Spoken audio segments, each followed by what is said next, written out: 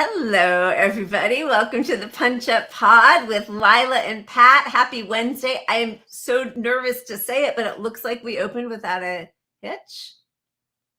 Did we do it? We nailed it. We nailed it. And my mic is on. Look at that. I know. I was actually, there was a part of me hoping that when you said it would be that, because that'd be funny, like, because we're all about the humor. Hey, everybody. Welcome. Happy Wednesday. We are drinking, oh, look at that. We are drinking the blue whale, blue orca. Yeah. In honor of these lovely orcas who are capsizing villainous boats off the coast somewhere in Europe, just to get everybody on the same page. Yeah. They're fighting back. They're flipping over boats. Here we go. 3 boats have sunk. 3 boats have sunk in Europe. Orchids have sunk them, appear to be teaching others to do the same. Scientists think a traumatized orca initiated the assault on boats after a critical moment of agony, and that the behavior is spreading among the population. Yeah. So maybe we're not saving the whales. The whales will save us. Telling you.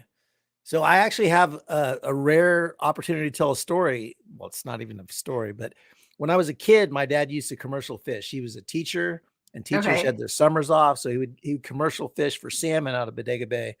And we saw an orca out there. An orca, which is rare as all hell to see where in Bodega Bay, California. Yeah. But those things, so the way fishing works on a commercial level is you have, instead of fishing lines, you have big old weights that are about this big that you drop down with heavy metal lines running to all your actual fishing lines. And if an orca gets one of those, it'll just sink your boat. It'll take it so fast that you can't even. Oh my God.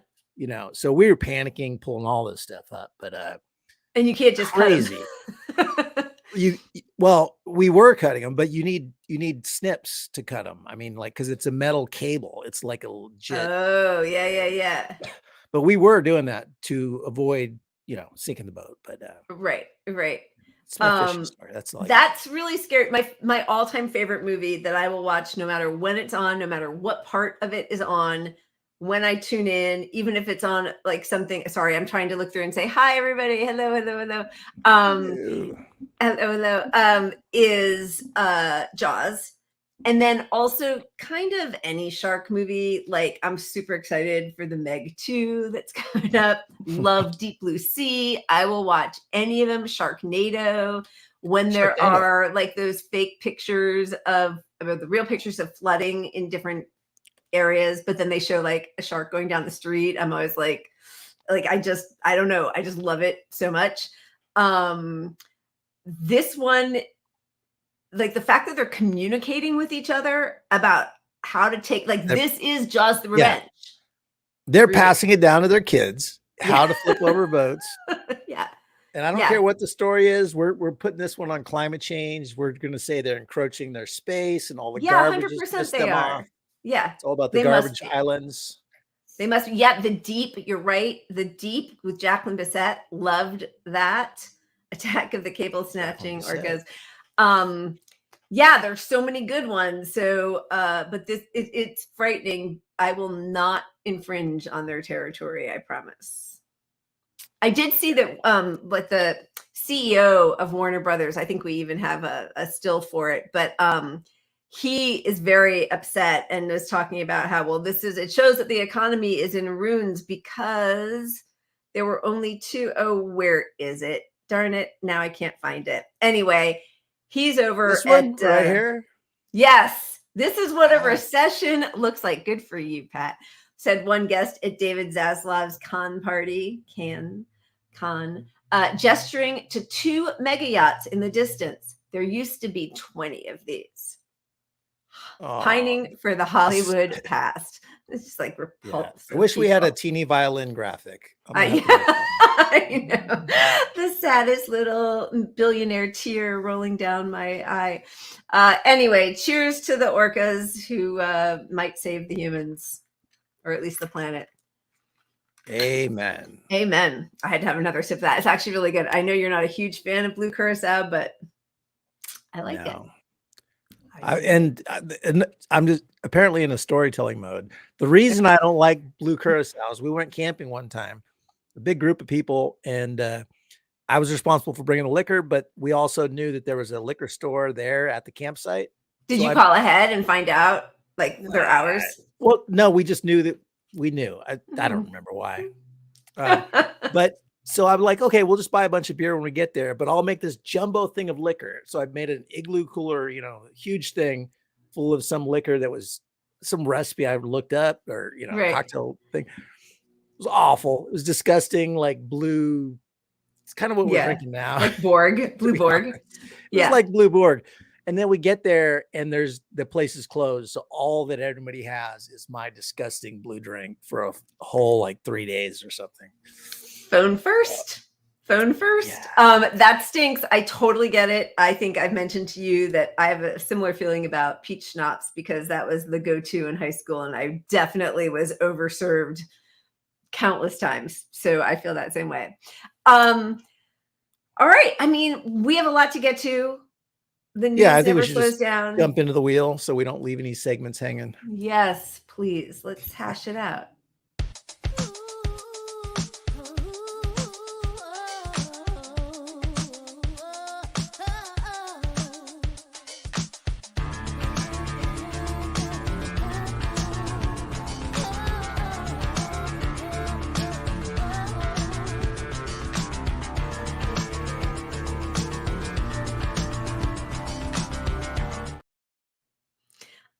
I just started reading through some of your stuff and I see Devin wrote how many kids that guy on the right got. And yes, Robert De Niro, I think, just announced the birth of his 10th child and he's like 79 years old. Late 70s. Yeah. I mean, yeah. All right. What do we got today? The economy, airborne AIDS for all, 2020 snore. Look at us with this stuff. Warmageddon. Puns. We got puns. And balls and strikes and lots of shots. Let's spin the wheel. Yeah, baby.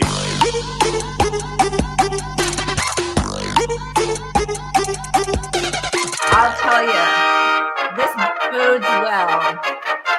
It's going to be a good show. Yeah, unlike the billionaires, De Niro's boys still swim. Haha. Get us cracking the jokes. But I mean, do they even swim at that age? I guess enough. They don't decline at all, but no, you're constantly making new stuff. That's sad. When they decline soon. Yeah. Actually, that tastes delicious after this green thing. It's a good cleansing. The vodka shot cleanses all the sweetness. Yes, and R.I.P. Tina Turner for sure. I didn't realize that because my eyes are so bad, but now that I'm looking more closely, yes, your picture is Tina on the Hollywood Squares. I didn't realize that. That's awesome. I never knew that. I didn't know that either. That's cool. All right, let's spin it. Yeah, baby.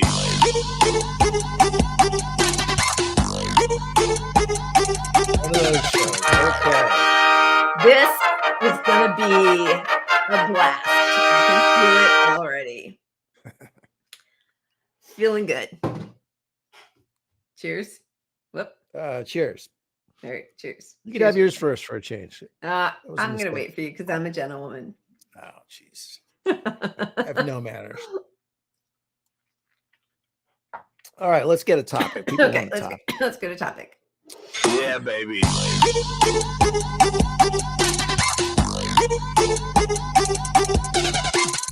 Oh my God.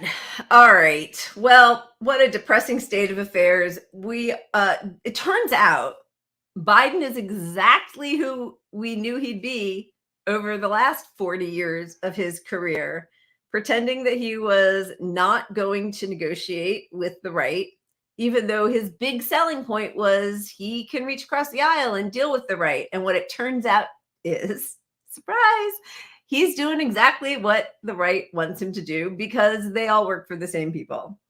So refused to enact or fight the the ceiling, the debt ceiling crisis with the 14th Amendment, which makes it illegal not to pay your debts. Didn't want to do that. Didn't want to do anything when we had why do I say we? When he had both chambers of Congress. And now he is negotiating with the terrorists. And basically, this is his big proposal: $1 trillion in social spending cuts after announcing another 375 million more for the war in Ukraine. FDR, baby. And I mean, the point is they're not even trying. Like, they're losing the public war on this issue. Like, it's perceived, like I tweeted out the other day, but like I was listening to NPR, and NPR has got a reporter on it, and they're like, well, the public thinks that Republicans are winning on this issue, mostly because Democrats never talk to us. And so I saw an example of that today. Biden was on TV discussing, the Uvalde crisis and whatever. And they asked him about the debt crisis. He has nothing to say on it. Like, they're not they're not making their argument to the public at all on this stuff. And why? Strategically, they just want these things. They want to lose this battle. They want to be able to cut these things for their donors. Exactly. But the thing is, and this is what's just so upsetting, because again, like, we've all known, anybody paying attention has known who Biden is. He was talking about wanting to cut Social Security, Medicare entitlements for 40 years. And by the way, I know I had a few people like kind of clap back at me on Twitter because I talked about entitlements and how he was finally getting his wish. And they're like, it's not entitlement. Stop using right-wing framing. And yes, that is right-wing framing. They called it that. But the truth is, the definition of entitlements is something to which you are entitled. We pay into those. We deserve them. It is our right. We are entitled. So as long as the right was allowed to frame it that way, take it back, because yeah, that's right. It is an entitlement. We deserve this. It is so upsetting. Where is the squad? Where's the progressive flank of the party who laughed so much, like gleefully derided McCarthy and the shambles of the Republicans? And here's McCarthy getting everything he wants from the supposed leader of the free world. Sorry. These negotiations are going their way. Here's the Hill. McCarthy's PR strategy on debt ceiling gets results. What is the Democratic strategy on this? What is it? Who is out there speaking for the Democrats? I mean, I will give the squad some credit. Like, some of them have said, they're calling for the use of the 14th Amendment. They're saying that at least, but they're not making the case for why we like that. What could happen? Like, how does this impact people? How does this impact Republicans? Because you need to get the whole country in line with supporting these programs, not just the left. Yeah. And instead, everything just becomes about like owning the other party and who's going to get the win. But nothing has to do with the material conditions of the people you are supposed to be representing. David Dane's been doing a great job in the American Prospect. Today's X date, the current deal would extract everything Republicans want in exchange for only raising the debt ceiling for a year or two. That should be unacceptable. If this is a hostage situation, you have to release the hostage permanently. But again, it's not that Democrats don't know how to fight. They are fighting. They are absolutely fighting, and they're winning for the people they work for, which is their big donors. Like, yeah, I mean, the latest thing I'm hearing about is the student loan debt is part of this, Yeah. So that's an easy one. I mean, that's haunting Biden right now because his loan program is maybe it passes the Supreme Court, maybe it doesn't, but either way, he wants to get away from it and restart student loan repayments.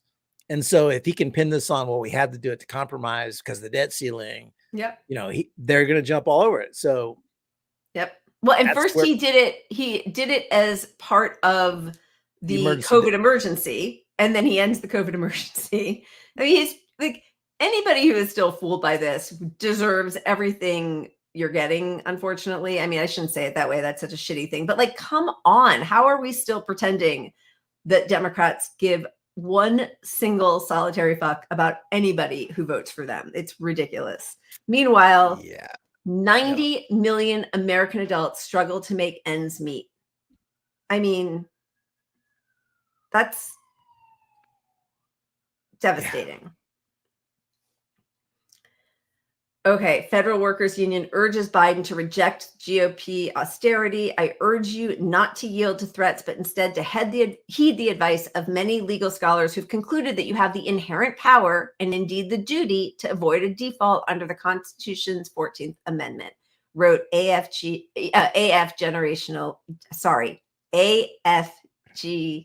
National? Now I'm going to say it wrong. Well, that's embarrassing. Sounds good. Yeah. What a disgrace. I mean, it's just like, he can't walk across the stage. He can't put forward a sentence. He's actually, the two things that the Democrats are running on are we're not MAGA and the economy, because they're going to keep talking about how they've gotten jobs back in spite of the fact that most people are struggling. More Americans struggle to meet expenses now than in the immediate aftermath of the COVID pandemic. Aftermath, LOL. Up from 34.4 a year ago and 26.7. We are now at 38.5% of American adults, almost 90 million people, face difficulty in paying for usual home expenses this last couple weeks. And that's what they're running on. Yeah. That's the best thing they've got going for them. Look, who was it that ran on? Their whole campaign was, "Are you better off than you were 4 years ago?" or whatever. Was that Reagan or somebody help me out there? I don't know. Yeah. But if a Republican asks that question, how many people that vote Republican are better off now than they were 4 years ago? How many people that are Democrats were better off 4 years ago? I mean, everybody got hit hard, and they're going to put this all in the pandemic. They're going to blame Republicans. But we got more under Republicans for the pandemic. We got more under Trump.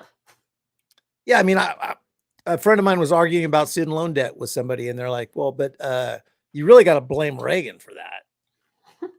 It's like, we got to go back 40 years. Nobody's been in power since then. You can't put it on Democrats, and Joe Biden's in power now. And I commented that, Joe Biden, more than anyone, is responsible for making it impossible to get out from underneath bankruptcy debt, because he was totally beholden to the banks. His whole purpose in Congress, in the Senate, was to be the guy who repped all the banks with their predatory loans and all that stuff. I mean, that's all Delaware is, right? Yeah.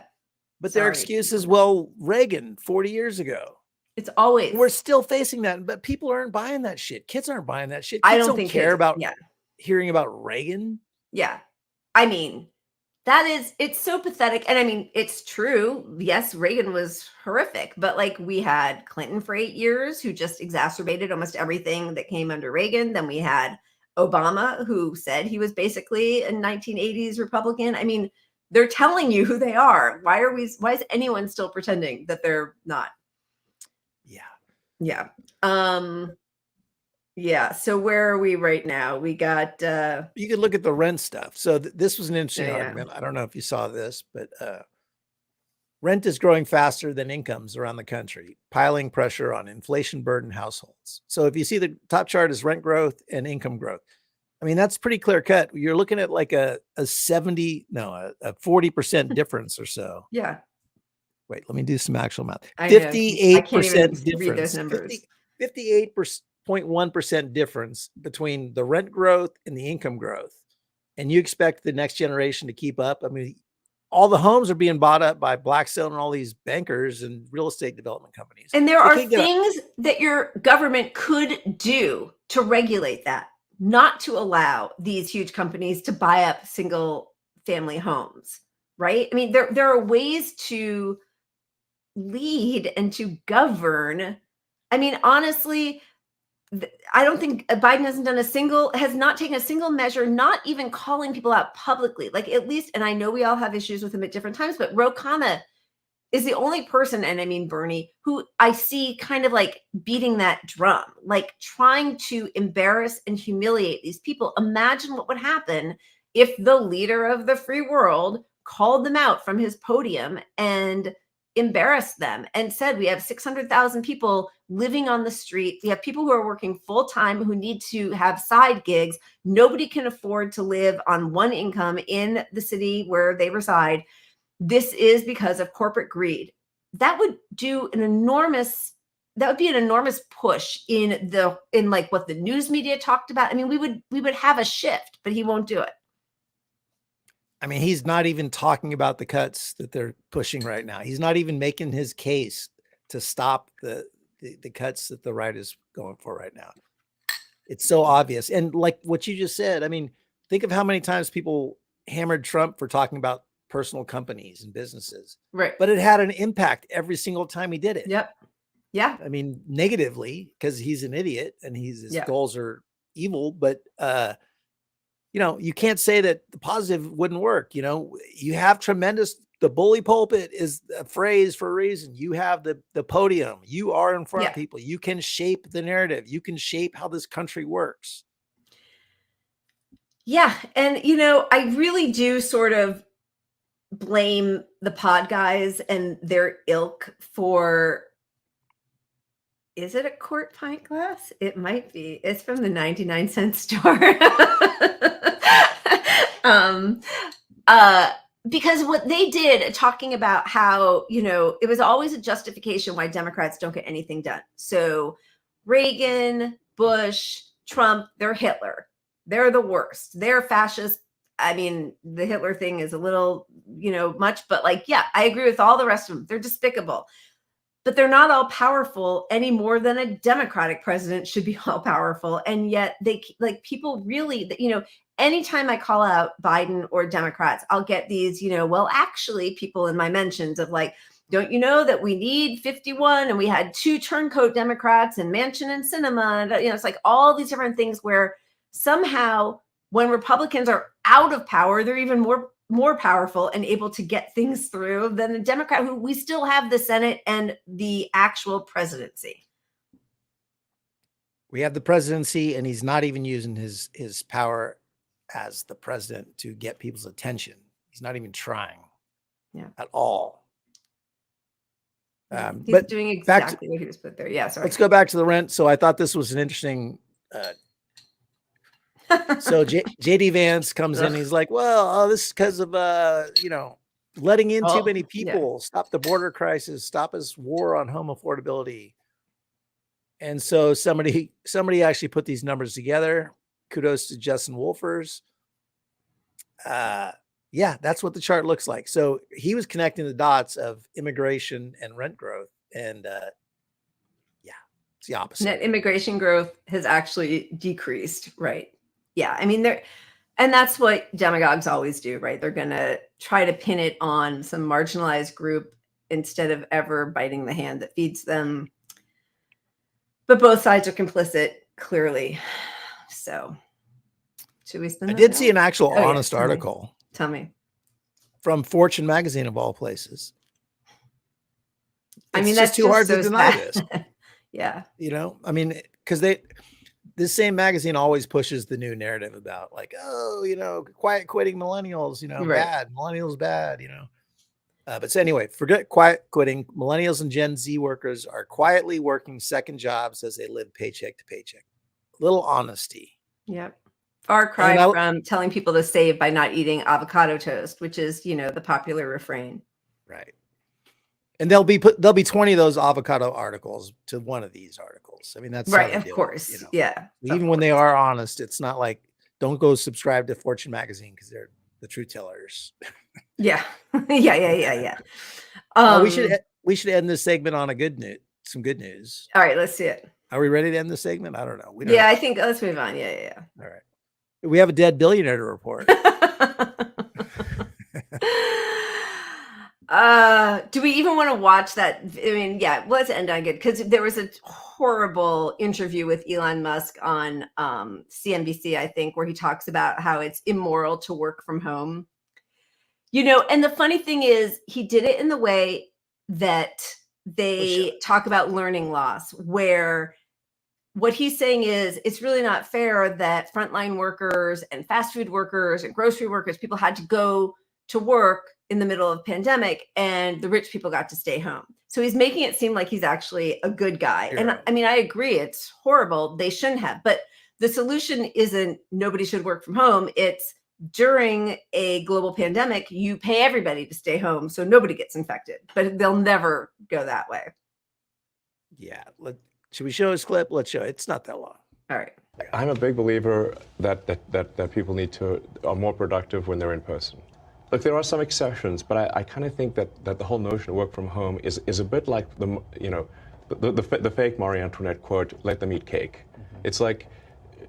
It's like really, you're going to work from home and you're going to make everyone else who made your car come work in the factory. You're going to make the people who make your food that gets delivered that they can't work from home. The people that come fix your house, they can't work from home, but you can?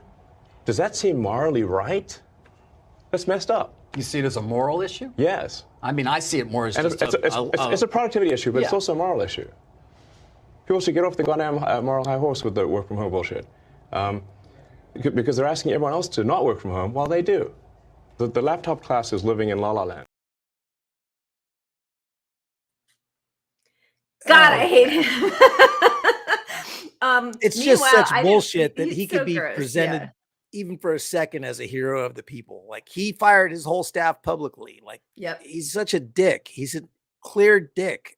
Period. End of story. He's a horrible parasite. Absolutely. And I didn't watch it because I think it was happening today as we were kind of prepping for the show. But apparently the inaugural or the announcement of DeSantis, his running for the Democratic nomination, with Elon Musk on Twitter was a wreck. So that's hilarious. And of course, Trump, Trump made fun of him ruthlessly. It's going to be a funny primary. It's going to be hilarious. DeSantis is going to he's going to lose, isn't he? God damn it. I mean, I don't want him to win, but like we have a bet here. Yeah, we have a bet, but we still haven't come up with some good repercussion. What's your consequence? We need some ideas, you guys. What's going to happen? Pat and I have this thing going where I am 100% sure Trump will be the nominee. And at first, Pat said it was going to be DeSantis, and then he hedged his bets a little bit and said just anybody but Trump. Anyone not Trump. I still believe that. I do believe it. We'll see. We'll see, but I need a really good punishment. Hey, which reminds me, I got to say, thoughts and prayers for the Lakers. Who beat my Warriors. So, I'm a Warrior fan. She's a Laker fan. Yeah, that's a bit of a bummer. Although not even a gentleman's sweep, a 3-0 sweep, 4-0 sweep, 4-0 sweep. Not even the gentleman 3-1, 4-1 sweep. I mean, gentlemen, is that how you earn your credentials? All right, we forgot our timelines between wedges. Oh yeah, we got to do something fun. Give us something good. We're moving on. Let's do some aerobics. All right. Okay, that's good. Looks good. Feel the beat. Chicka, chicka, chicka, chicka, chicka. Now take it to the right, the left. It almost looks like blackface. Those are just Find it. Feel it. It's crazy. Do it. I used to do this workout. I tell you, move your boogie body. Come on and shake those hips. Move that boogie body. Yeah. It's okay. Move that boogie like body. looking in a mirror. Come on, take it up, take it up, take it down, take it down, take it up, take it up, take it down, take it down. Get out. Now here we go. Circle them. Oh, we're here to let you know. Well, if you wanna boogie, get down on the dance floor. Let's go. All right. That was fun. We watched the whole damn thing. All right, let's spin the wheel. Yeah, baby.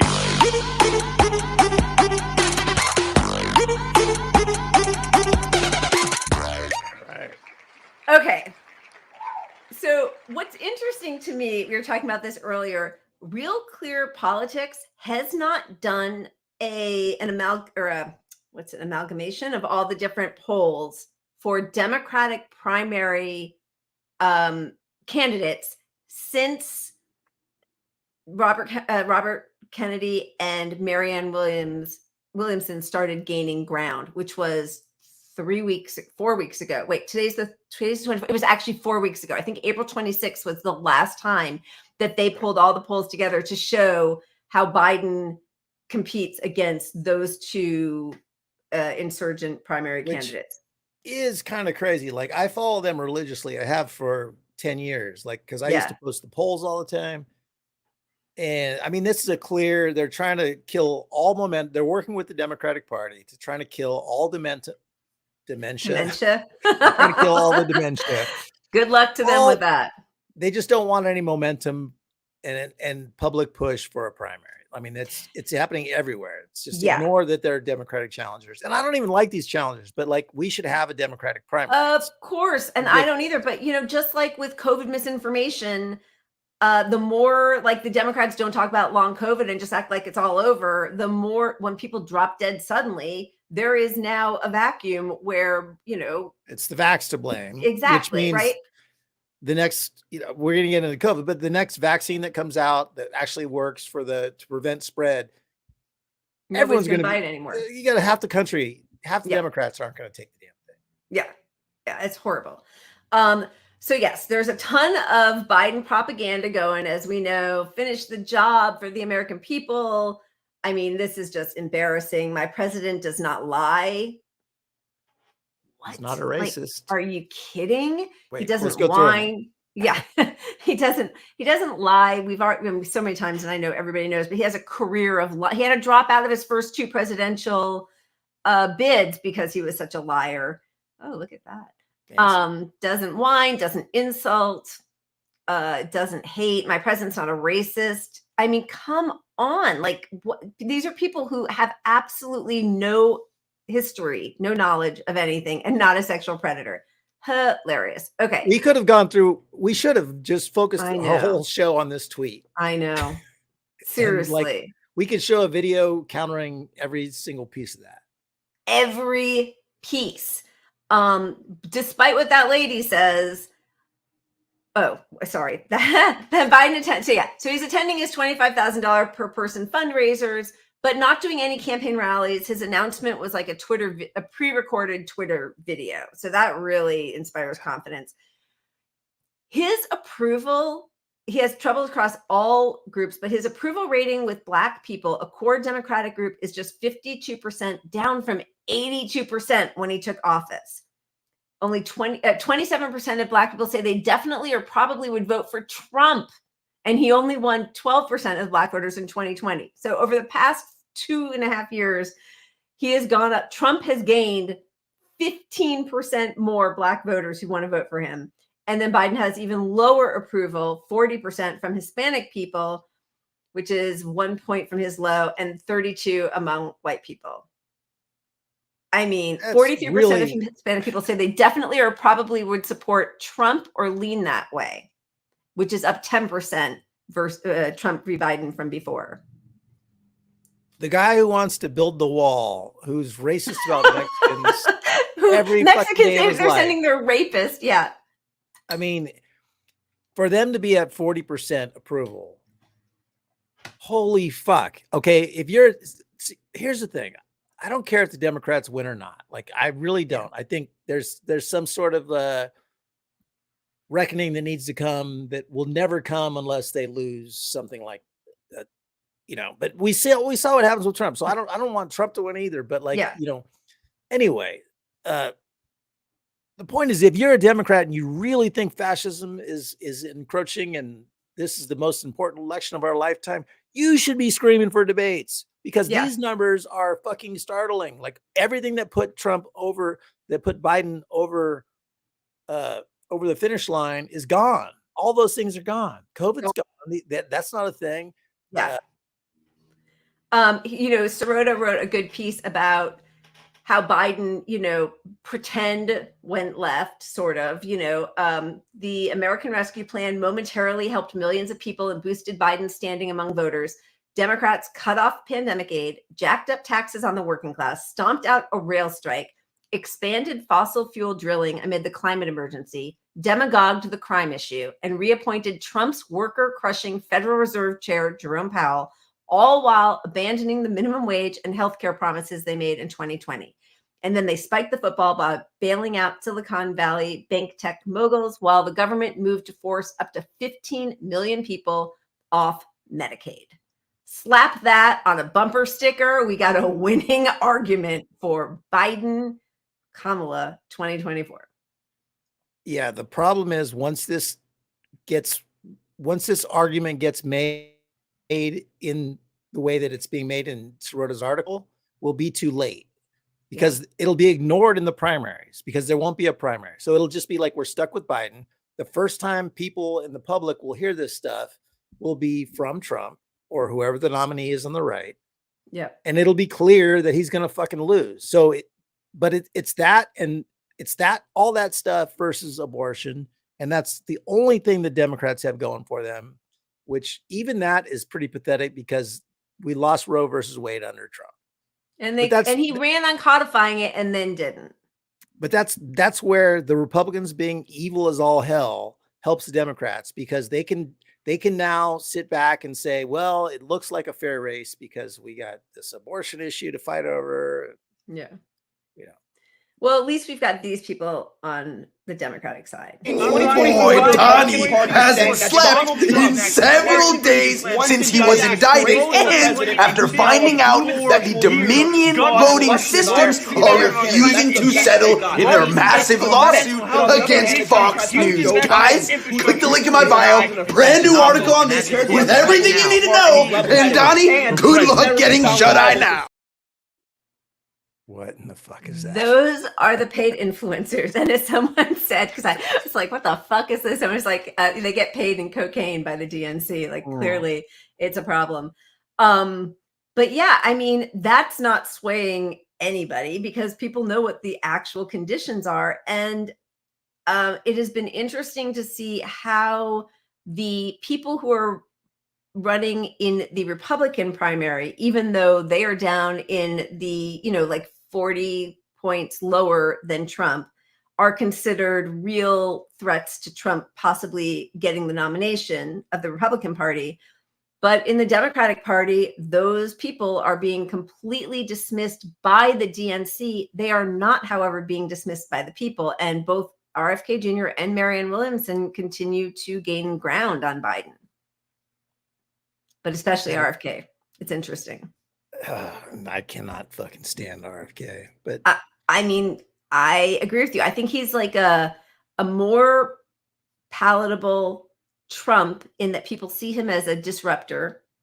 He has the, Kennedy legacy. Of course, his whole vax thing is grotesque. I mean, I saw him interviewed on, God, it might have even been on Breaking Points, where he talked about our border issue and said we should model it after Israel and how they deal with Palestinians. And that's like, how are progressives on any level okay with that? Well, he's against Medicare for all. Yeah. I mean, you can just go down the list. He's not. Well, he says if I were doing it starting over, I'd be for Medicare for all, but I just don't think it's possible in this political climate. So, okay, whatever, fuck off. I mean, what are his positions? He doesn't even have he says a few things that he would do day one, like by edict, by executive action. And, I'm all for some of them, but where are his position points? Okay. However, this article made me so mad. So this is from, was it New Republic, I think? Who are these supposed lefties who love RFK Jr.? Anti-vaxxer is challenging Biden for the Democratic nomination, and some far-left media personalities are as giddy about his candidacy as Tucker Carlson is. And while I agree with some of the points made in that article, it was basically a big fishhook theory is real, and Brianna Joy Gray is just as much of a fascist as Tucker Carlson. That's where the article went. That's basically where it came down. And I don't even think she's actually a fan of RFK Jr. I mean, I think she's a fan of democracy and wants him to be able to debate and wants an open, primary.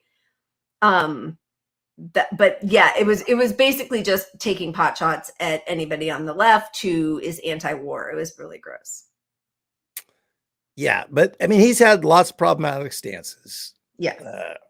Here he is propping up the CIA. CIA good. Here he is praising Joe Biden. His good friend Joe Biden. Yeah. The only problem with Biden's administration, according to him, is that they're full of neocons and Wall Street people. And I mean, who's funding Robert Kennedy Jr., Wall Street people. So Yeah. not Yeah. doing that. Here's I mean, okay. And yeah. the big problem, I'm sorry, but Yeah. the big problem is his COVID stance. Period. End of story. If we have another pandemic, which we're likely to have, we have all these fucking. We're still in this one, so yeah. In this one, but he's the biggest nutty anti-vaxxer there is. He claims the middle class was systematically wiped out under COVID lockdowns, which COVID lockdowns at most were like 2 months in this country. Well, okay, so here's the thing. Partially, he's right. Like there was an enormous transfer of wealth. We bailed out Wall Street. We passed trillions of dollars to make businesses whole.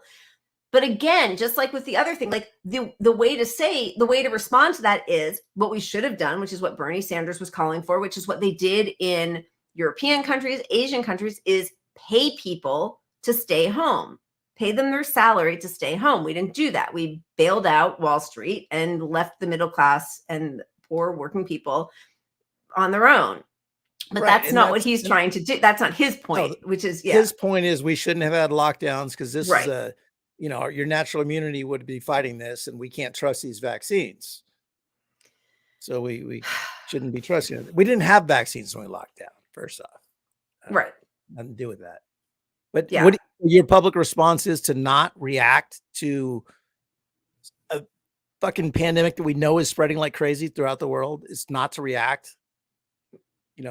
Action should be taking care of the middle class is the whole point. But right. No, but that's not where he falls for sure. And then just to sort of like really underline who is falling for this. This is on Fox News. Another poll shows both the Biden's 2024 primary challengers are in double digits. Biden sitting at 64%, while Robert F. Kennedy Jr. and Marianne Williamson are both at 11%. Batia, what do you make of these numbers?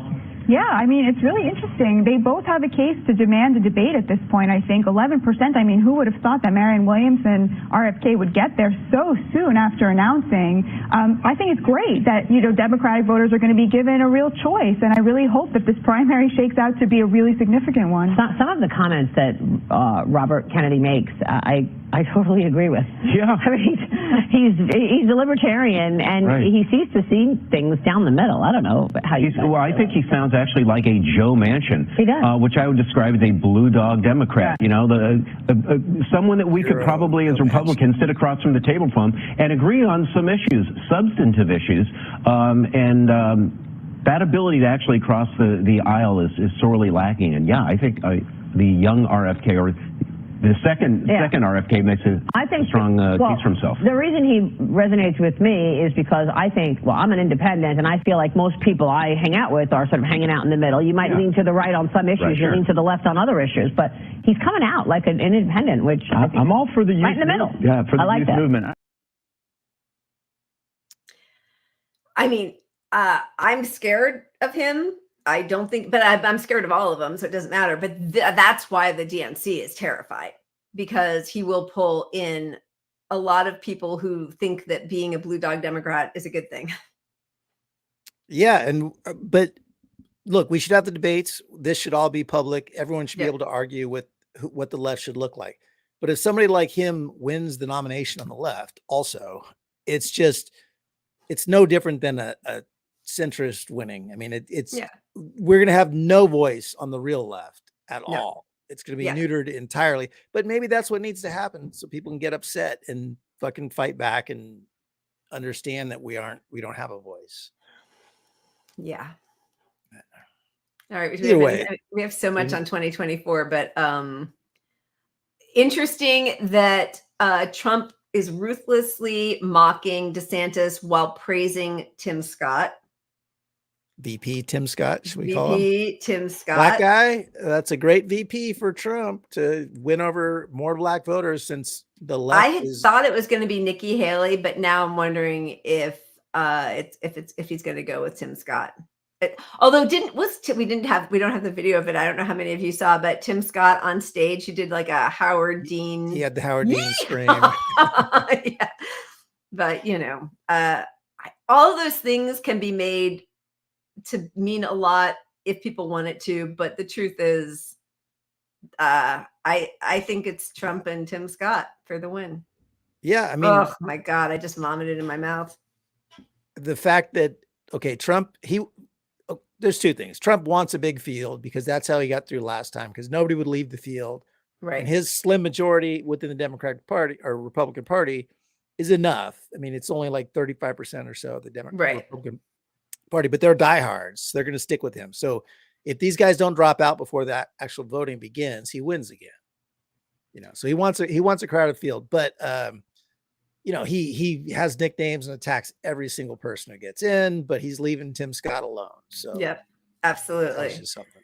And I saw the runs. Yes, I did. Or sorry, somebody just Jessica. Yeah.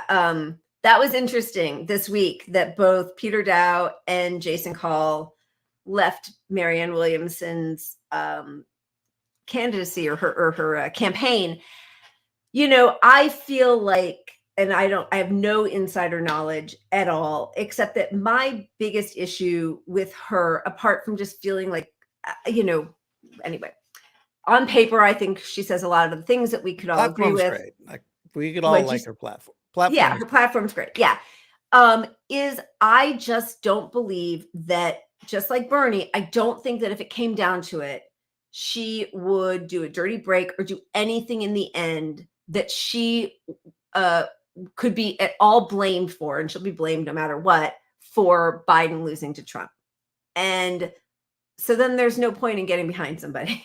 Like, there's just no point. I'm not going to fundraise. I'm not going to make calls. I'm not texting. I'm not going to canvass. Like, I'm just not doing it again. There's 2 points of running, and there's winning, there's changing the debate, there's being a protest candidate. So even if you know you can't win, you can be a protest candidate. But at the end of the day, if you're a protest candidate and you fully endorse and come out and dismiss all the policies that you stood for, that doesn't help the left. So exactly. To me, I see Jason Call, who I've met. I respect him a lot. Dow, who I've wrote a book about, sort of. In his pre-transformation, pre-arc. Yeah, but so I look at both those guys came out on the same day or within 24 hours and dropped her campaign. To me, they both tweeted about third parties. Call tweeted about the Green Party. And Dow tweeted about third parties being it's right where for we have to put our energy. Yeah, you don't leave a campaign for somebody and say it's right for third parties.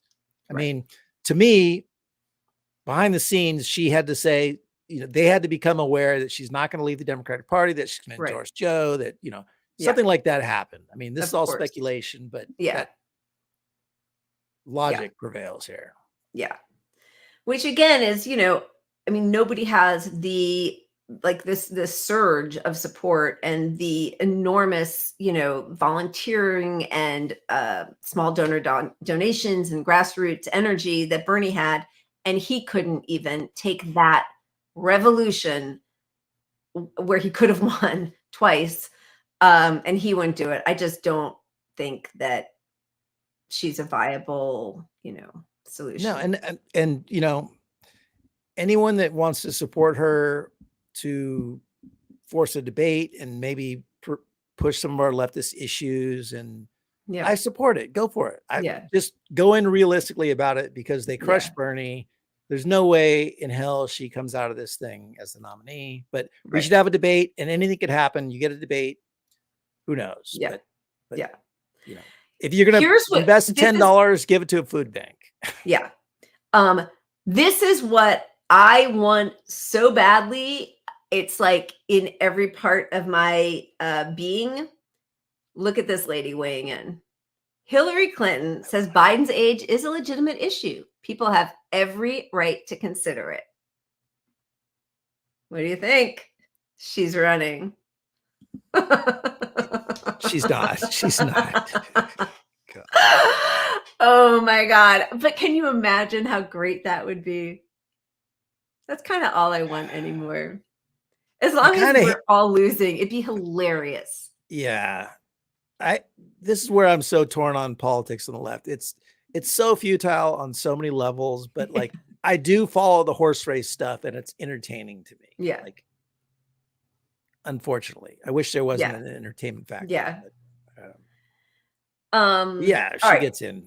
It'd be hilarious. The last thing on this is, I was just going to say that horrific Wired article that was basically just like a fluff piece to Pete Buttigieg. Pete Buttigieg loves God, beer, and his electric Mustang. Sure, the U.S. Secretary of Transportation has thoughts on building bridges, but infrastructure occupies just a sliver of his voluminous mind. I mean, tell that to the people of East Palestine. They're pretty sure that it's just a sliver, because look where they're still, sick, headaches, diarrhea, skin issues, and the EPA is pretending it's not even happening. But here's more of it. Because Buttigieg at 41 is an old millennial, because as a Rhodes Scholar at Oxford, he got a first in PPE, philosophy, politics, and economics, the trademark degree for Labor Party elites of the Tony Blair era, because he worked, look at this, optimizing grocery store pricing at McKinsey. I mean, every part of this article is a euphemism for an evil person who spent his life trying to destroy the working class. Because he joined the Navy in hopes of promoting democracy in Afghanistan. Oh my God. Because he got gay married to his partner, Chasten, in 2018. And because as mayor of South Bend, Indiana, he agitated to bring hipster entrepreneurism and high-tech investment to his Rust Belt hometown, I had to ask him about neoliberalism, the happy idea that consumer markets and liberal democracy will always expand and will always expand together. I was also fascinated by the way that Buttigieg, who has long described himself as obsessed with technology and data, has responded to the gendering of tech, and especially green tech, by fearsome culture warriors, including Marjorie Taylor Greene. Man. Okay. Other than being gay, what makes him a lefty? Nothing. He doesn't even want to be. He derided Bernie Sanders during the campaign. He's a disgusting piece of progressive works for McKinsey ever. That should be disqualifying right there. Right there. If McKinsey is on your resume, you don't get to run. You're gone. But that fawning piece was just so embarrassing. What are you looking for? I'm looking for the picture with him. Do we cut it? The beard picture? There's that picture with the beard. Yeah, that was awful. That was like a close up, and sorry. I know. It's just awful. They're just really trying to make him something. But again, none of it has anything to do with any reality. I mean, even the way she talked about fixing bread prices. That's what he did. He was fixing bread prices. I mean, like, spreading democracy in Afghanistan. I think we're seeing more of these fluff pieces. We're seeing more Kamala fluff too, because they know they're underwater, and that there's a possibility that public pressure forces them into a primary, which they're going to do everything they can to stop. But I mean, that's why we're getting this fluff, just in case if they have to, and he has to drop out or something. So who's up? This guy, Pete's up. I mean, railroad strike buster Pete is up. I mean, yeah. So I Reflect the Sun. I'm seeing the donations to the Shadow app in Iowa, right? Where he declares himself the winner. John Guaido's himself to be the winner before all the votes were counted. And then, of course, in the end, it turned out that Bernie won more votes. But, I don't know if everybody watches Succession or not. I really enjoy that show. I mean, it's the most despicable people in the world. But the thing in this latest couple episodes, I don't know, do you watch it, where they're basically they basically do what he did, and they just decide the election, even though their guy definitely didn't win. And it's like this breaking point inside the family. Like, is that a bridge too far? Have we destroyed democracy? And honestly, I don't think anybody cares anymore. Like, it surprised me that they even had that kind of self-awareness or reflection, because I don't think that the evil billionaire people, I don't think the DNC who helped Pete declare his pretend victory in Iowa, there's no shame. Like, nobody talks about that. That should be the end of his career forever, what he did. There's no shame because they own the media. And it's not even that the Democrats own the media, it's that the corporations own the media. Ultimately, the media is not going to speak out against corporate interests. And so the public needs to be informed by somebody to have this shame. And there's no there's no microscope on it because the media ignores it all. They're ignoring this call for a debate on the left. All of it just gets ignored. His corruption is just so, but they all, you're right. I mean, that's exactly right. All right. I have nothing more to add to. Did you see Biden praising Pelosi? It's a short clip. I'll show it. With Nancy leading the way, you never had to worry about whether the bill would pass. If she said she had the votes every time. If she had the votes, so many life-changing pieces of legislation. She helped rescue the economy in the Great Depression. Did she? She was around with the dinosaurs. Yeah. Oh my God. Just embarrassing. All right. What do you think? Was that our timeline cleanse for this? Should we move on, or do you have another one you want to show? Oh, we have timeline cleanses. Let's show that let's get wholesome here. Let's go wholesome. I agree. Of us are here. So if you want to pull out your journeys book.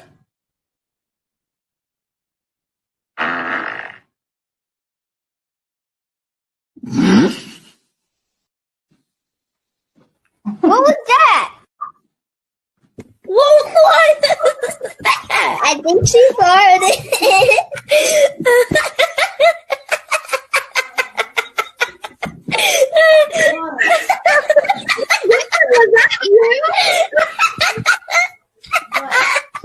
That was a big one.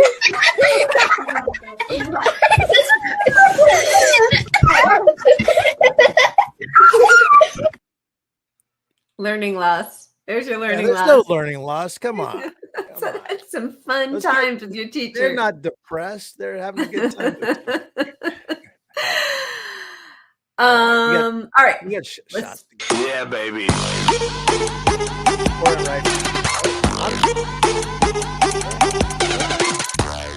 Wait, are you doing an override? We're doing a shot before we have this conversation? Sure. Is that what you just said? We're going to go into airborne AIDS for all. Yeah, we got it. By the way, I do think that all of my alcohol is really helping keep the airborne AIDS at bay. I'm like sanitizing my mouth each time. Well, instead of gargling with Listerine, which I actually do that. I don't know. I've heard mixed results on stuff, but I do that just and the nasal spray. And vaccines and masks and all the different layers, all of them. Masks cause long COVID, though. Didn't you know that? Yes. Not only do masks not work at all, but they work so well that we all have immune deficiency from not getting infected while we were masked, while masks were mandatory. All right. Wait, what did we just? Oh, airborne AIDS. Hey, hi. I saw someone earlier in the chat as my eyes were crossing say, how do they stay on topic? And somebody else was like, yeah, no, they don't. You're right. We don't. ADHD. Okay. Whoops. Okay. They waited until the public health emergency was declared over and they knew no one would be listening.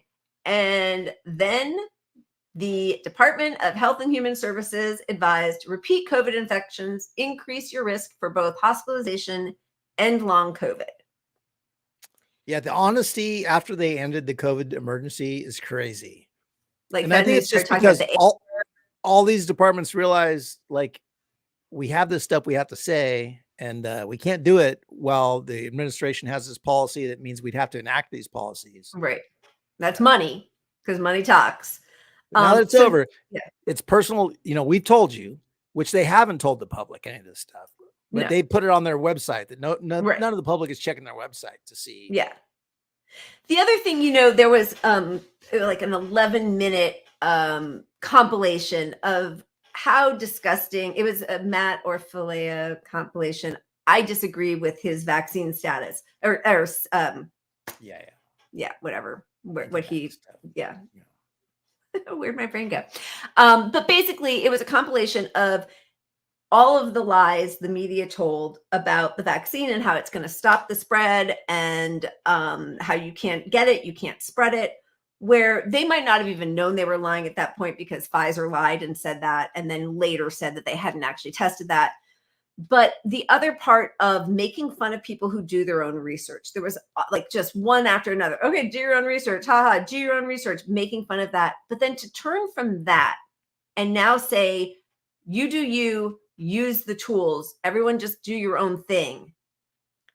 I mean, use the tools that are being removed. Yeah, there's no data in accordance anymore. with the Nobody emergency even going knows. away. Right. So now we have no COVID map anymore. Johns Hopkins isn't taking data, collecting data. The CDC no longer even has a map up there about COVID infections. We are relying on wastewater collection, which isn't even being reported in all places, but we do have in New York. We just double did it. And this is of participating treatment plants, right? So we don't even have all of them, but New York City wastewater data is now back up, and it's a doozy. 350% increase in gene copies over 2 weeks in one Brooklyn location alone.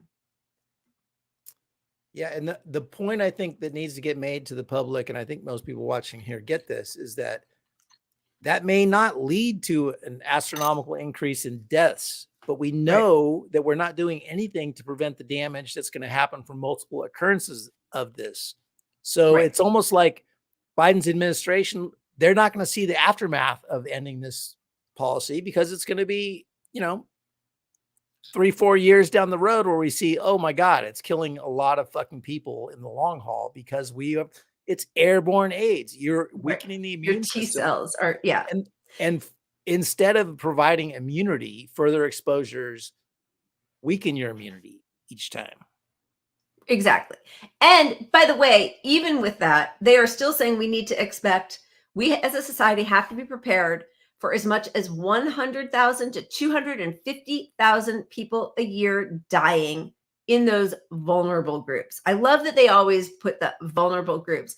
Once you have had COVID, you are now somebody who is part of a vulnerable group. You are somebody with a pre-existing condition. So your death also will be just dismissed as, well, it's, it's you're one of the 250,000 people that we just have to kind of say goodbye to, because that's the sacrifice we're all willing to make. I mean, when 3,000 people were killed on 9/11, like most of us, we didn't leave our house for days, distraught, crying. Like even at the beginning of this, 100,000 deaths was the front page of the New York Times, an incalculable loss. And now they're just like, listen, we need to be able to go have drinks indoors in restaurants. So, well, the speed at which the media got rid of the death ticker for Joe Biden, I mean, it was overnight. It's like, we got to call the pandemic over. It was like switching gears, just boom, it's gone. So now they're pushing a lot of propaganda like hyper fatigue. Yeah, they're not going to name it. We're not going to talk about long COVID. We're just going to call it hyper fatigue. This whole article doesn't mention long COVID. No, it just sort of like, what could it be? Happily, Well, same point, but another opinion. Got to get widespread fatigue normalized. Yeah, as soon as possible. Exactly, and it goes on. A new tiredness has dropped, according to the market researchers. 2023 is the year of hyperfatigue, which seems to describe a state of continual physical, emotional, and mental exhaustion. I mean, between the economy, which is forcing people to work 3 jobs, and the virus that we've let rip throughout this country, of course, people are on their last straw. Yeah. And just to bring it back to some actual data, I mean, we are starting to see the long-term effects of this stuff, which is a 63% increase in people waiting for cardiac referrals. 63%. That would stop the press on its own. If COVID wasn't around and the press heard, hey, there's a 63% increase in cardiac referrals, 2020 would run a whole story on it. I mean, remember when 7 people died from contaminated Tylenol? They just took it off the shelves. This was interesting. This is in, is it in New Zealand? Sorry, I can't read it Queensland, now. University of Queensland. Yeah. Okay. Yeah. They're asking everybody who has had a COVID infection to go get their heart checked. Everybody. And athletes are getting it constantly. They're getting Yeah. constantly monitored for this stuff because they know that they don't want, well, they don't want to die. But I mean, Right. this PR of totally fit athletes who've had COVID a couple times and then die is something they don't want. So they're going to put it on, you know, the disabled and people with disease. But look, the U.S. has got a diabetes problem as it is because of Right. our diets and whatnot. But your risk of diabetes increasing goes up astronomically once you've had COVID. Double. Yeah. The other thing, you know, and I know we talk about this all the time. You and I are both vaccinated and boosted. There is a big difference in the death rate, whether you are vaccinated and boosted or unvaccinated. However, long COVID persists in everybody, whether you are vaccinated or unvaccinated. If you have had COVID, you are more likely to have, you know, heart conditions, vascular conditions, and the weight. You know, I said this to somebody and they thought I was being anti-vax, and I was like, the vaccine's your last line of defense. Like, what are you talking about? Like, no, because that means it's gotten in you. Like, that's it. There are ways to try to get the virus not to come into you, whether it's filtering the air, ventilation, masking. Like, there are lots of, you know, distancing, trying to take things outside, all of that. Once it's gotten it, the vaccine is your last line of defense. You want all those other protections ahead of that. Yeah. Did you see this? Dr. Ostrom is first, the quote in the middle is from him. Osterholm. Yeah. My goal is to see everyone get COVID twice a year in this country, but have it be nothing more than a common cold-like illness. That would be a real victory. So, I mean, there is some karma, but I mean, this doesn't get passed on to the public. He's got long COVID. Yeah. I wish I could tell you I was better. I actually have developed some of the classic symptoms of long COVID. So here he is admitting basically that he's wrong, but I mean, he's not going to say he's wrong. He's just, I mean, unfortunately, the only way things are going to change is just like with AIDS, when famous people or people connected to famous people started suffering, it woke up the people in power. And until then, you know, we all just have to, I mean, seriously, take care of ourselves because, yeah. No, absolutely. We have to take care of yourselves. You have to not trust what they're saying is true. And then also sort of do the research yourself to know what is true, because they want you to go to work and they don't care if you get COVID. It's the bottom line. They don't care at all. They just want you to go to work. That's all they care about. I see somebody just asked, sorry, I'm trying to scan up. I've been really lucky. I've not gotten COVID. You know, I'm incredibly lucky that I work from home and we're in Los Angeles where we can, you know, still see people outdoors. I don't go indoors to eat or go anywhere indoors without a mask. My older son did get COVID when he went off to college, which was really heartbreaking for me because he took a gap year at the beginning of COVID so that, you know, we like all hunker down. And then as soon as he went to college, of course he got it. And, you know, Pat and I were talking about this earlier. He gets sick a lot and nobody tests anymore. And they're all like in their own, you know, small bubble at college. They're all getting sick. And, you know, I have no idea. I got sick a lot in college. Also, I used to get sick actually quite a bit before COVID because I, you know, never wore a mask before COVID. I haven't been sick in 3.5 years, but, and it really does give me a lot of anguish to think about what might be happening inside of his body.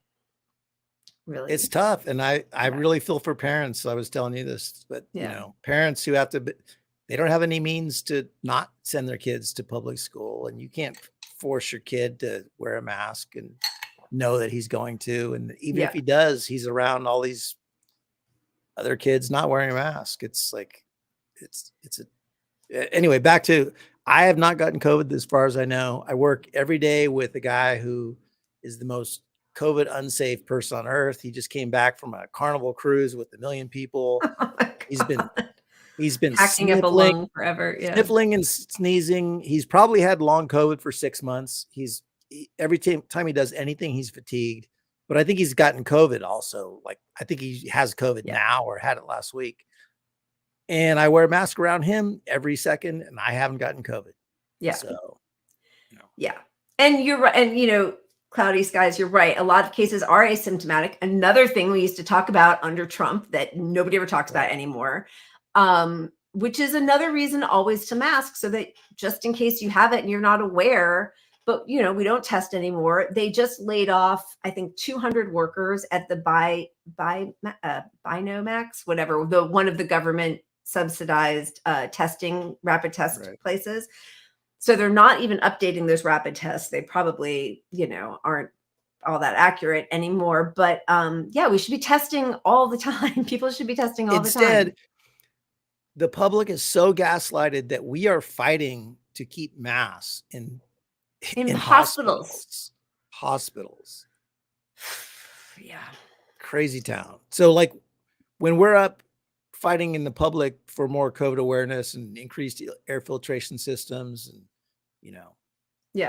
all this stuff, the public is okay with masks not being in hospitals. Like, we're so fucked. Doctors right are, yeah. I mean, the fact that doctors aren't wearing, like, I just called to make an appointment. Well, two different ones. One for my older son's shoulder surgery, which you heard me making, where I asked if they wear masks and they said yes. And I was like, great, because I don't need him getting, airborne AIDS while he's having shoulder surgery. But then when I made their yearly doctor's appointments and I asked if they were wearing masks, they said they kind of like, gave a snicker and were like, no, it's not required. It's crazy. And Viola had a good point there, non-union hospitals, which is why we support unions. And look, we're going to have some big legal fights coming, but don't look for them to save you, because a legal fight takes forever. Yeah. But I mean, you should be able to ask for according to ADA, you should be able to ask for people to mask if they see you. And if they don't comply, you have a lawsuit. But we know how that works. And then it's all going to be taken up to the Supreme Court, which is not going to be on our side on this stuff anyway. So because they are all pro-corporate. That's the whole game. All right. I think we should spin. Or do we need a timeline cleanse? Let's timeline cleanse. What do we got? Let's do some. Which one do you want? Well, there was. Oh yeah. Go ahead. Yeah. No, you pick it. Well, I'm looking what we got here. We have sexism. We have the valedictorian going timeline cleanse? We have Miss Teen USA from 2007. That was always a class. Should we just make fun of her? Let's just do it for a second. Okay. Recent polls have shown a fifth of Americans can't locate the U.S. on a world map. Why do you think this is? I personally believe that U.S. Americans are unable to do so because some people out there in our nation don't have maps, and I believe that our education, such as in South Africa and the Iraq, everywhere such as, and I believe that they should, our education over here in the U.S. should help the U.S. or should help South Africa and should help the Iraq and the Asian countries, so we will be able to build up our future for our children. Thank you very much, South Carolina. Oh my God. I forgot that. I feel like every time I'm sort of stumbling over words as I drink more and more, I should just be like, such as. Yeah, I need to add that to my repertoire. I just realized I dealt cards to that guy, the Mario, whatever his name. Oh, really? When I was in Tahoe. And he wasn't even a celebrity yet. He was just sort of known. I'm like, I recognize you from that thing or whatever. Oh, that's funny. Yeah, Devin, I do feel kind of bad. We're just making fun of her, but it is what it is. She's probably a Republican senator now or something. Yeah. Oh my God. Probably. All right. Oh yeah. Did we spin? Let's spin it. Let's spin it. Yeah, baby. Did we already spin? I don't even know.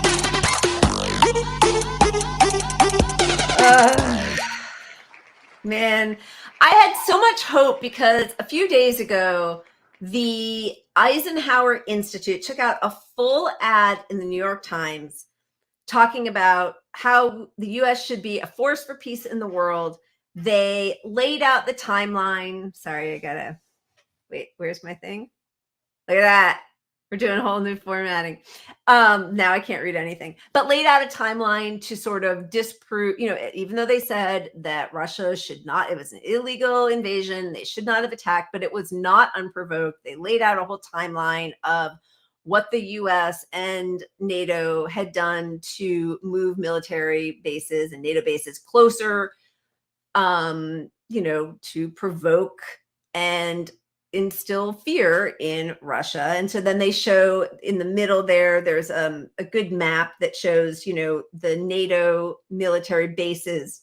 That's the top. I don't know if you can see that top graphic where those bases are coming further and further east towards Russia, which had been promised that would not happen. And then they say, well, what if the same was done to what if the shoe were on the other foot? Is that bottom image, which is the US, and it shows the possibility of Russian military bases in Canada and Mexico and encroaching on us. Right.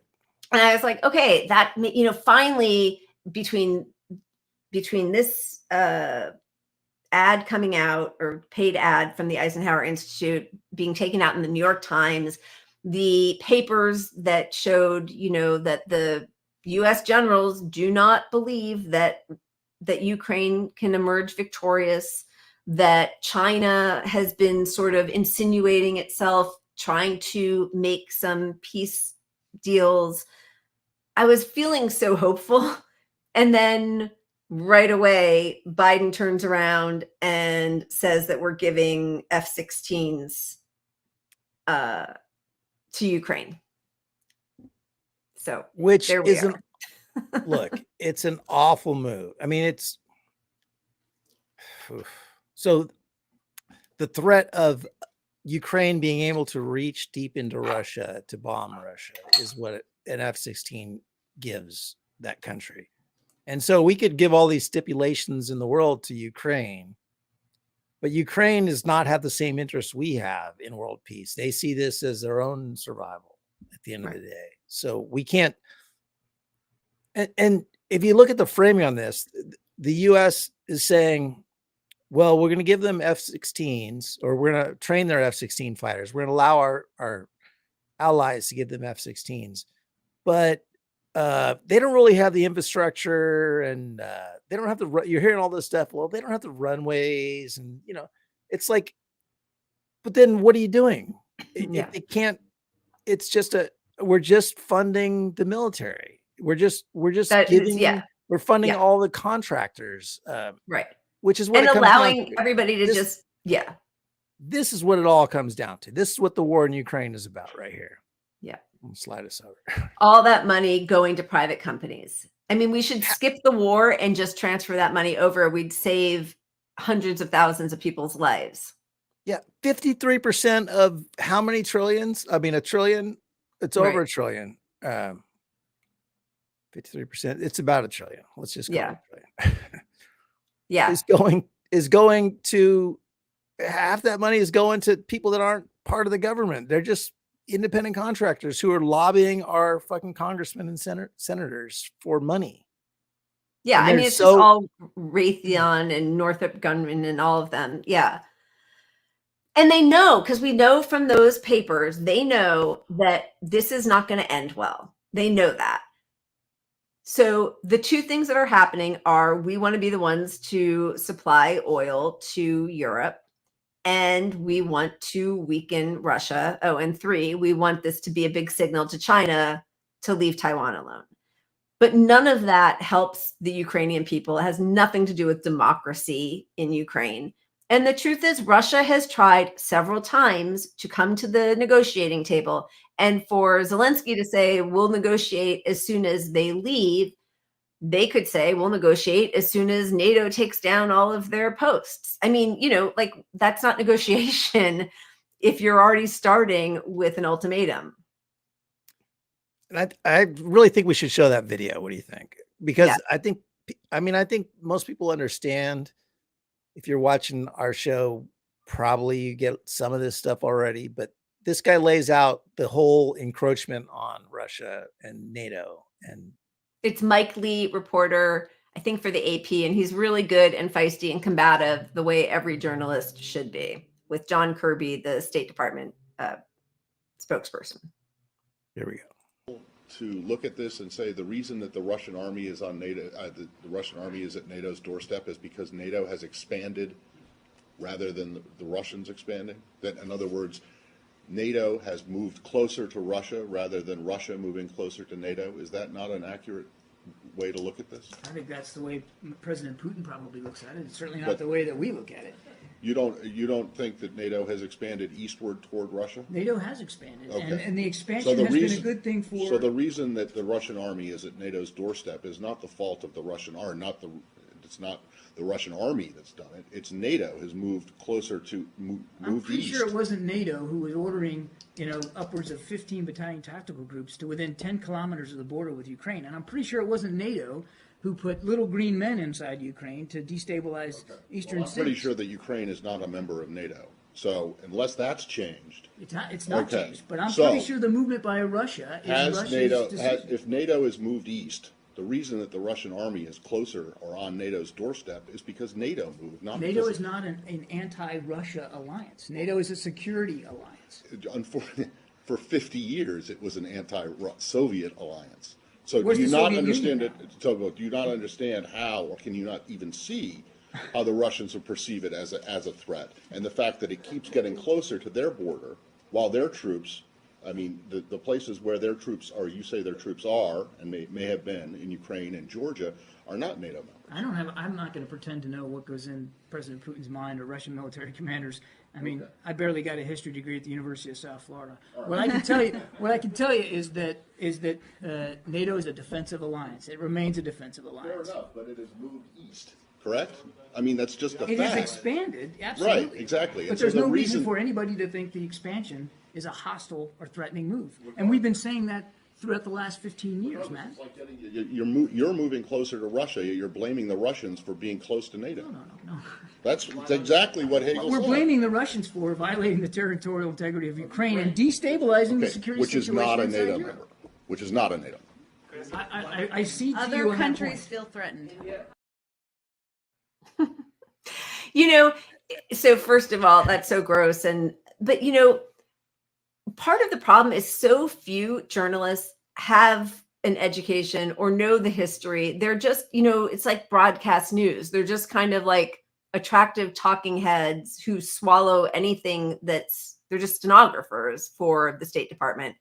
So to have somebody who actually knows the history of that area and can refute what Kirby is saying is such an anomaly in our system these days. I mean, we really have so little power in the fourth estate because they've just become, like they just write down whatever the people say unquestioningly. Yeah. So it's so refreshing to see somebody actually push back. And every single thing that happens in the world, in the US, is framed as left versus right. It's not framed in right versus wrong. It's, hey, this happened. Can we get the other side to respond to it? It's all electoral politics. Right. It's 24/7 electoral politics. Yeah. Like even,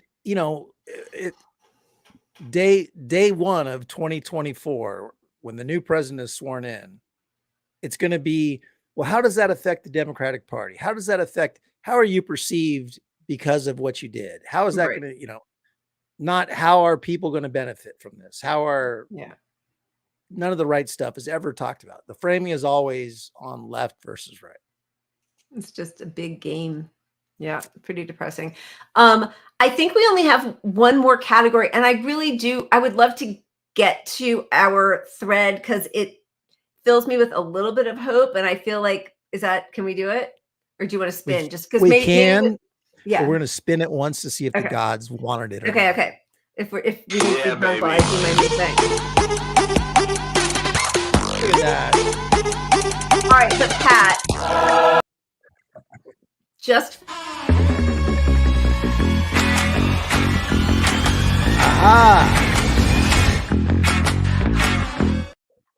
right. Yeah. You already are. You knew I was going to do it. Here we go. Hey, did you see in the chat? They're asking for somebody was asking for a Ask Pat and Lila Anything show. Oh, really? Which Lila is scared of, and I'm all about it. Let's do it. The only reason I'm scared of it is because what if not enough people show up to ask us questions to fill an hour? It's true. I'll talk about anything. Yeah. All right. Well, we're going to have that show. Especially after 5 shots, I'll talk about anything. All right. Well, strikes and union power, of course, are where it's at. But this is also Am I jumping making the gun me here? so happy. No, it's okay, because I'm glad you did it, because I am not used to sharing a screen. It's a new thing for me. 2 years in, and I'm finally doing it. Great progress in the Minnesota legislature, where they only have a 6-vote margin in the House and a bare 1-vote majority in the Senate, Democrats. It's the Democratic Farmer Labor Coalition with no Can votes. I just say, yeah, I just want to preface this. Trigger warning. These are actually Democrats doing something good. with and only because of a small minority of actual concerned Democrats. Like, this is not the Democratic Party pushing this stuff. This is a fringe group of Democrats in Minnesota controlling the state and getting changes done. But that's what this thread's about. We live in California, where we have a super majority and they get almost nothing done. So here's what they did with a very small margin.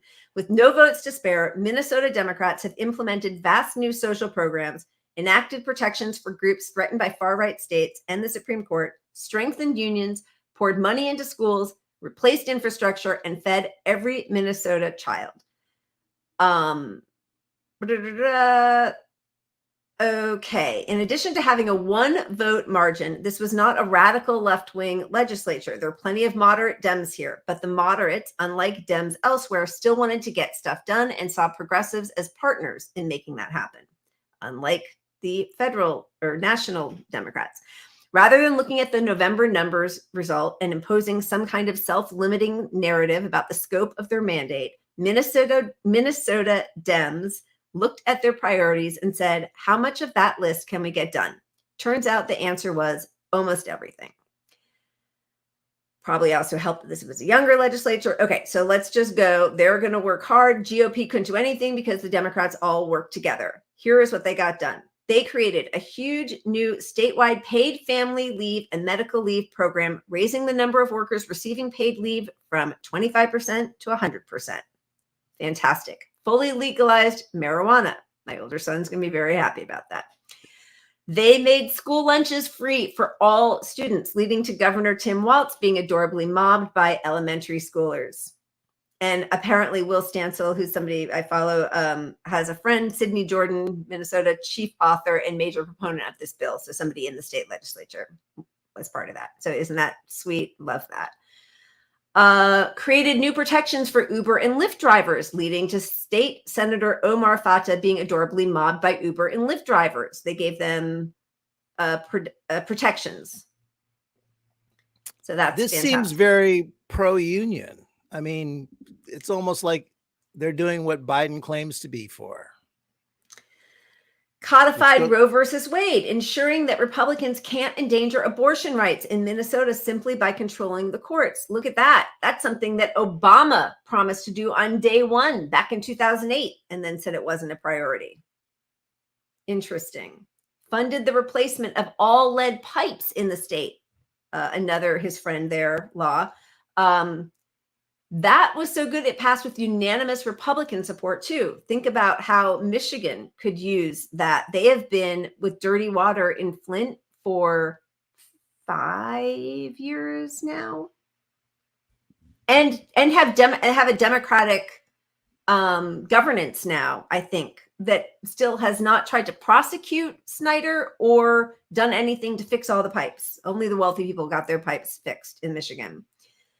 Banned non-compete agreements and created statewide paid sick leave. I think we already kind of said that.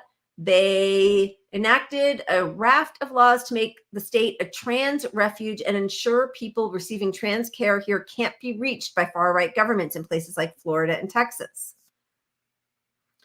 They ensure that everyone, including undocumented immigrants, can get driver's licenses. They made public college free for the majority of Minnesota families. I mean, I'm moving Viking strong, baby. Minnesota Dems dropped $1 billion into a bevy of affordable housing programs, including by creating a new state housing voucher program. They massively increased funding for the state's perpetually underfunded public defenders, which lets more public defenders be hired and existing public defenders get a salary increase. They raised education spending by 10%, or about $2.3 billion. They created an energy standard for 100% carbon-free electricity by 2040. Voting rights. Legislature just made it stronger, their voting rights, with automatic registration, pre-registration for minors, and easier access to absentee ballots. They expanded the publicly subsidized health insurance program to undocumented immigrants. The governor opposed it, and the legislature rolled over him and passed it anyway. They expanded background checks and enacted red flag laws, passing gun safety measures that the GOP has thwarted for years. I mean, this is going on and on, what you can actually do. And the point of all this is they're going to win re-election forever because they actually gave people the policies that the public supports already. This is not rocket science. Yeah. Yeah. I mean, it is so inspiring. And I'm going to leave it there because it's also so incredibly depressing, of course, that we don't do it in places where we have supermajorities. This one I think is a little troubling, and I don't know all the specifics, but they gave the Attorney General power to block healthcare mergers, but then I think the Mayo Clinic got a carve out from that, which is gross, but okay. Restored voting rights to convicted felons, made prison phone calls free, and wage protection rules for construction industry against the, CEO, owners, and lobbyists, created a new sales tax to fund bus and train lines. I think they're trying to get like a high-speed rail to other cities in the Midwest, pass strict new regulations on forever chemicals. Oh my goodness. We're over time and I still have more to go. Funding improvements to parks, colleges, water infrastructure, bridges. Oh yeah. Okay. The passenger train from the Twin Cities to Duluth. Here's where you could make a joke about going fast to Duluth. Is that the first prize ticket or the second prize ticket? Haha, I had to make that a joke. Anyway, all really inspiring, exciting. What could happen if we had people in power who actually fought for us? It could happen. It can happen. Yeah. Much more. And the caveat here is don't think that means vote more Dems, because most Dems don't give a crap. And institutionally, there's too much in place. Like in California, we have a supermajority. We can't get shit. It's the Democrats stopping it. And those levers of power are still in power in California. Yeah. But potentially, you could get something done if you get actual progressives in and fight. I mean, yep. I don't know. I'm so torn on that because that gives you a little hope electorally. I know we don't want any hope. But we know in California is such a lost cause here. Yeah. It's just not going to happen no matter what the fuck we do. I mean, ballot initiatives are the way in California. Ballot initiatives. That's all we have here. And strikes and protests and embarrassing the hell out of anyone that has any shame. Yeah, we have to bring back shame for sure. All right. We lost a legend today. I think we're going to go out on her, but we just wanted to thank everybody for showing up. Keep punching up. Keep drinking. Cheers. We'll see y'all next week.